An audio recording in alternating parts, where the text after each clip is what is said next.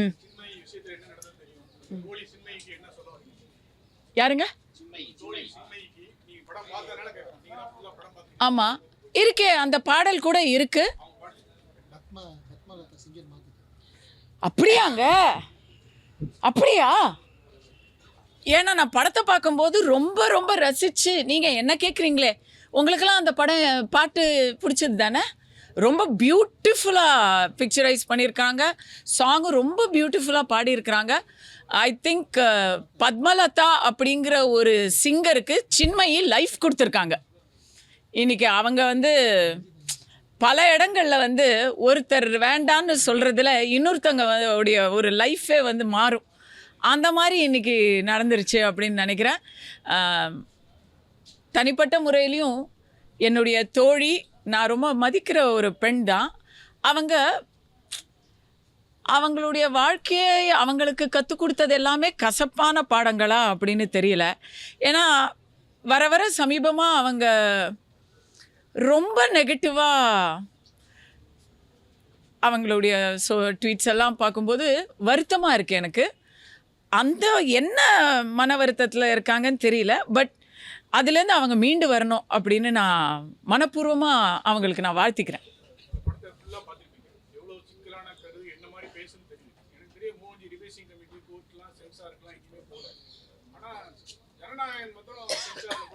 சரி, நான் முதல்ல ஒன்று சொல்லிக்கிறேன். இந்த படத்தில் முக்கியமான கருத்து என்னன்னா, சனாதனத்தை ஒழிக்க வேண்டும் அப்படின்னு சில தீய சக்திகள் தமிழ்நாட்டில் பேசிக்கிட்டு இருக்கிறாங்க.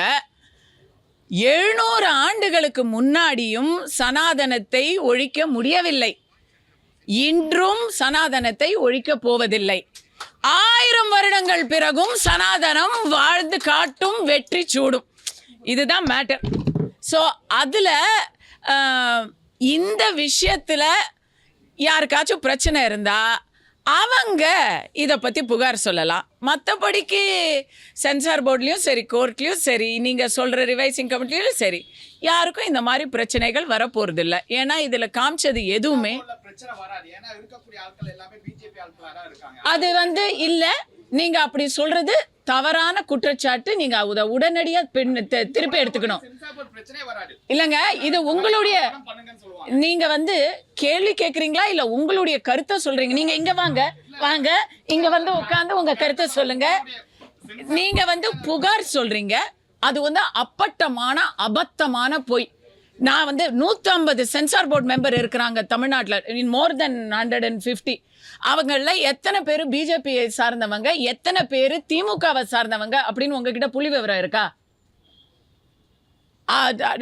வாய் இருக்குன்னு சொல்லிட்டு எங்களுடைய அப்பா சொல்லுவார் ரொம்ப அழகா, வாய் புளிச்சதும் மாங்காய் புளிச்சதும் பேசாதீங்க. எக்ஸாக்ட்லி, அதை கேளுங்க. எல்லாருமே ஏதாவது ஒரு இது இருந்தால் அதுக்கான கேள்வியை கேட்கறது சென்சார் போர்டில் கேட்பாங்க. கேள்விக்கான பதிலை நாம் சொன்னோம்னா அதை ஏற்றுக்குவாங்க. ஜனநாயகனை பொறுத்த வரைக்கும் அதில் என்ன கேள்வி கேட்டாங்க, அங்கே என்ன பதில் சொன்னாங்க அப்படிங்கிறது தெரியல. எனக்கு தெரிஞ்சு அங்கே பதில் சொல்லியிருந்தா கோர்ட்டில் இன்னைக்கு வந்து கேள்விகளோ பதில்களோ சொல்ல வேண்டிய அவசியம் வராது. ஏன்னா கோர்ட் நியாயமாக தான் இருக்காங்க. இதோ இன்னைக்கு சனாதனத்தை ஒழிக்கணும்னு ஒருத்தர் பேசினார். அவர் மேலே எத்தனை எஃப்ஐஆர் இருக்குங்க தமிழ்நாட்டில்? ஆனால் அவர் சொன்னது தவறுன்னு சுட்டி காட்டிய அமித் மால்வியா மேலே எஃப்ஐஆர். அதை தான் கோர்ட்டில் வந்து எப்படி சொல்கிறது, நல்லாவே திட்டாங்க. இதுக்கு மேலே வன்மையான வார்த்தையை என்னால் இங்கே பயன்படுத்த முடியல. ஆனால் கோர்ட்டில் என்ன பண்ணாங்க அப்படிங்கிறத வந்து சொல்கிறதுக்கு வேற விதமாக சொல்லலாம். Because hate speech. அதில் நான் பார்த்தேன் அமித் மால்வியா மேலே என்னெல்லாம் கேஸ் போட்டிருக்காங்க, எந்தெந்த செக்ஷனில் போட்டிருக்காங்கன்னு பார்த்தேன்.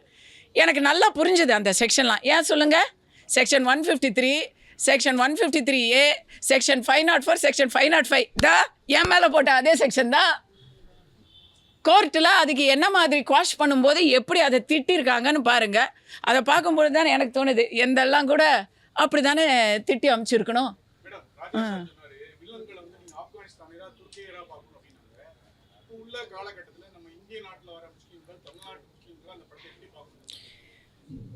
எனக்கு ரொம்ப அதிகமான நண்பர்கள், என்னுடைய 2ஆம் குடும்பம் எல்லாருமே வந்து முஸ்லிம்ஸுங்க. அதனால் நான் உங்ககிட்ட இதை வந்து சந்தோஷத்தோடு பகிர்ந்துக்கிறேன். என்னோட பெஸ்ட்டு ஃப்ரெண்டு, என் கிளாஸ்மேட் அவன் அங்கேருந்து வந்து அவர் வந்து உலக அளவில் நிறைய பிஸ்னஸ் பண்ணிகிட்ருக்கிறாரு. இங்கே இருக்கக்கூடிய பெரிய பெரிய விஐபிக்கள்லாம் வாட்ச் கொடுக்குறவர் அவர் தான்.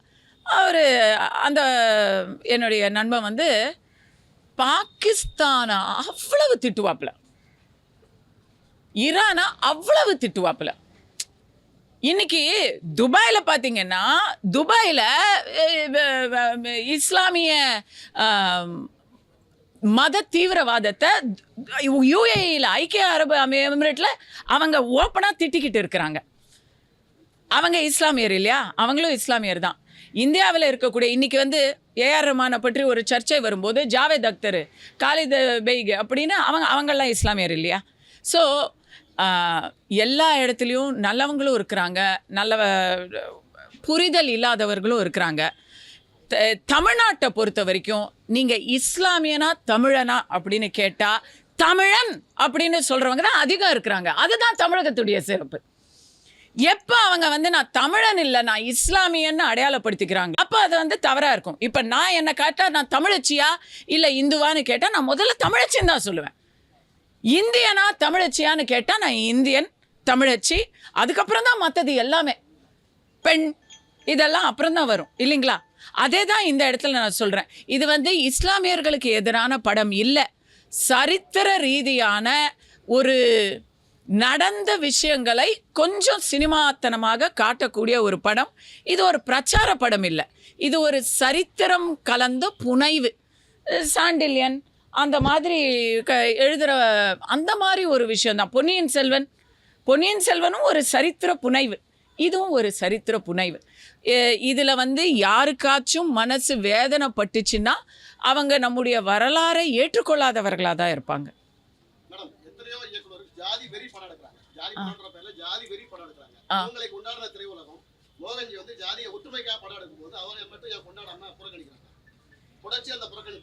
இல்லை, இப்போ யாரு புறக்கணிக்கிறாங்க? அவங்களெல்லாம் போய் நீங்கள் இந்த கேள்வியை கேட்கணும். நான் இங்கே எல்லாம் அவர் பக்கத்தில் உட்காந்துருக்கேன். எதிர்ப்பு வரத்தாங்க வரும். அவர் சங்கிங்க, அவர் ஒரு சங்கி, அவருக்கு எதிர்ப்பு வரத்தான் வரும். இது திமுக ஆட்சியில் அப்படித்தான் எதிர்ப்பு வரும். இன்னும் எனக்கெல்லாம் பெரிய ஆச்சரியங்க. எனக்கெல்லாம் வந்து என்னை இழுத்துட்டாங்க, என் குடும்பத்தை இழுத்துட்டாங்க, இல்லாத பொல்லாததெல்லாம். இன்னும் நான் யாரோடையாவது போய் நின்றேன்னா அவங்களையும் சேர்த்து வச்சு இழுத்துருவாங்க. இன்னும் அவருக்கு அதெல்லாம் நடக்கலை. அந்த வரைக்கும் அவருக்கு வந்து ரொம்ப சாஃப்டாக ஹேண்டில் பண்ணிகிட்டு இருக்காங்க.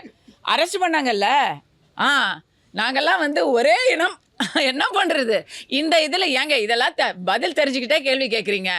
எதிர்ப்பு எங்கேருந்து வருதுங்கிறத பாருங்க, அதுலேயே உங்களுக்கான பதில் இருக்கு.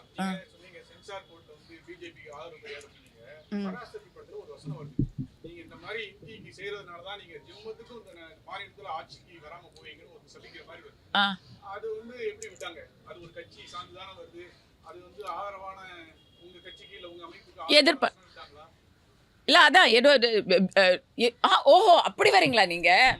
காங்கிரஸ்க்கு எதிரான வசனம் அதனால் இது அப்படிலாம் இல்லைங்க. எந்த ஒரு பிரிவினையை பேசக்கூடிய ஒரு பிரச்சாரமாக இருந்தாலும், எந்த ஒரு வெறுப்பை விதைக்கக்கூடிய பிரச்சாரமாக இருந்தாலும் சென்சார் போர்டில் அதுக்கு வந்து கண்டிப்பாக கேள்விகள் எழுப்புவாங்க. இன்னொன்று, 2 பிரிவுகளுக்கு நடுவில் ஏதாவது ரைட்ஸ் கீட்ஸ் வரும், இல்லை பிரச்சனை வரும் அப்படின்னு சொன்னால் அதெல்லாம் வந்து யோசிப்பாங்க. ஒரு படம் வர்றதுனால ஒரு பெரிய ரைட் வரக்கூடாதுன்னு நினைப்பாங்க. இதை நான் ஏன் சொல்கிறேன்னா, நீங்கள் பராசக்தியை சொல்கிறீங்க, எமர்ஜென்சின்னு ஒரு படம் யார் எடுத்தது? இன்றைய பிஜேபி எம்பி கங்கனா ரனௌட் எடுத்தது. எமர்ஜென்சி படத்தில் அத்தனை கட்டு செப்டம்பர் 2024க்கு பிளான் பண்ணவங்க ஜனவரியில் தான். இத்தனைக்கும் ப்ரொடியூசர் பெரிய ப்ரொடியூசர் ஜி ஃபிலிம்ஸு ரொம்ப கஷ்டப்பட்டு பல கட்டுக்களோட ரொம்ப காம்ப்ரமைஸ் பண்ணி தான் அந்த படம் வெளியே வந்துச்சு. ஏன், யாருக்கு அதனால் லாபம்?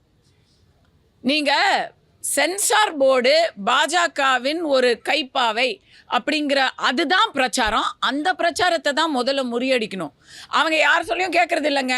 அப்படிலாம் அவங்க ஒரு கட்சி சொல்கிறது, ஆளுங்கட்சி சொல்கிற பேச்சை கேட்குறதா இருந்தால் பல படங்கள் பல இடங்களில் வெளியே வந்திருக்காது. சரிங்களா? பராசக்தியில் ஏன் ஒரு வசனம் வரணும்? பராசக்தி படமே கூட தான் வர வேணாம். அப்படிலாம் பண்ண முடியுமா? அப்படிலாம் பண்ண முடியாது. ஜனநாயகனுக்கு இதை நான் சொல்கிறேன், ஜனநாயகத்துக்கு புகார் தமிழ்நாட்டிலேருந்து தான் வந்துச்சு, சென்னையிலேருந்து தான் வந்துச்சு அப்படிங்கிற விஷயம் வந்துருச்சு வெளியே. அப்புறமா யார் எடுத்தாங்க, யார் புகார் கொடுத்தாங்கன்னு நீங்களே முடிவு பண்ணிக்கோங்க.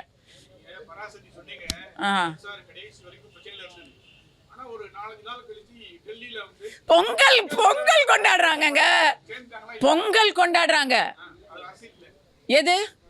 கண்டிப்பா அதுல அரசியல் இருக்கு. அதாவது சினிமா அப்படிங்கிறதுல வந்து ரொம்ப தெளிவா இருக்காங்க.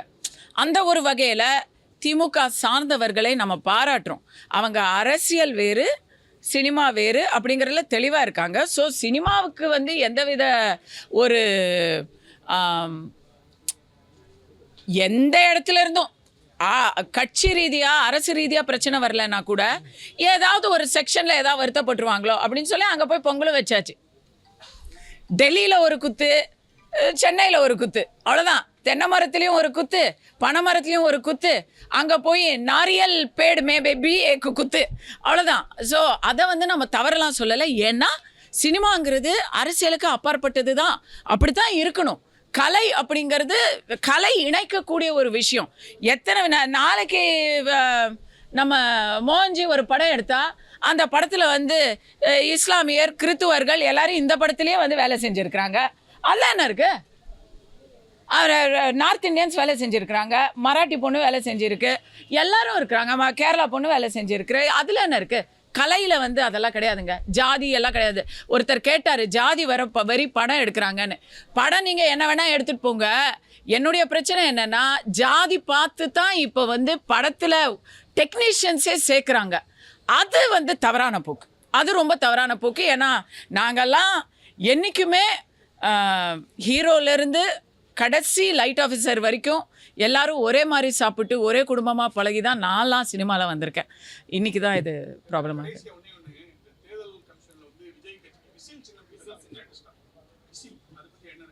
இல்லை, நான் வந்து இதை ஏற்கனவே ஒரு வருஷம் முன்னாடியே பேசிட்டேன். அவர் வந்து விசில் சின்னம் தான் கேட்பார் அப்படிங்கிறது வந்து ஒரு வருஷம் முன்னாடி நான் கொடுத்த ஐடியா. விசில் சின்னம் கண்டிப்பாக அவருக்கு வந்து ரொம்ப ரொம்ப யூஸ்ஃபுல். அவர் வந்து இதுக்கு தனியாக வந்து ப்ராபகேண்டா ஃபிலிம்லாம் எடுக்கவே வேணாம். நேரடியாக வந்து பிகில் அப்படிங்கிற படத்துலேருந்தே எடுத்து அவர் ப்ராபகேண்டாலாம் பண்ணிடலாம். So it's a very good. அவருக்கு ஒரு நல்ல தை பிறந்தா வழி பிறக்கும்னு சொல்லுவாங்க இல்லையா? தை பிறந்ததும் முதல்ல சின்னம் பிறந்திருக்கு, அடுத்ததாக அவருக்கு சேர வேண்டிய இடத்துக்கு வழி கூட பிறந்துடும். அதுதான் என்னுடைய நம்பிக்கை. என்ன இருக்க வெளிப்படையா? நானும் ஒரு வருஷமாக சொல்லிட்டு இருக்கேன். திமுக, விசிக, காங்கிரஸ் போன்றவர்கள் எல்லாம் வந்து 4 வருஷமே தாங்க முடியல, இதுக்கு மேலெல்லாம் தாங்கவே முடியாது.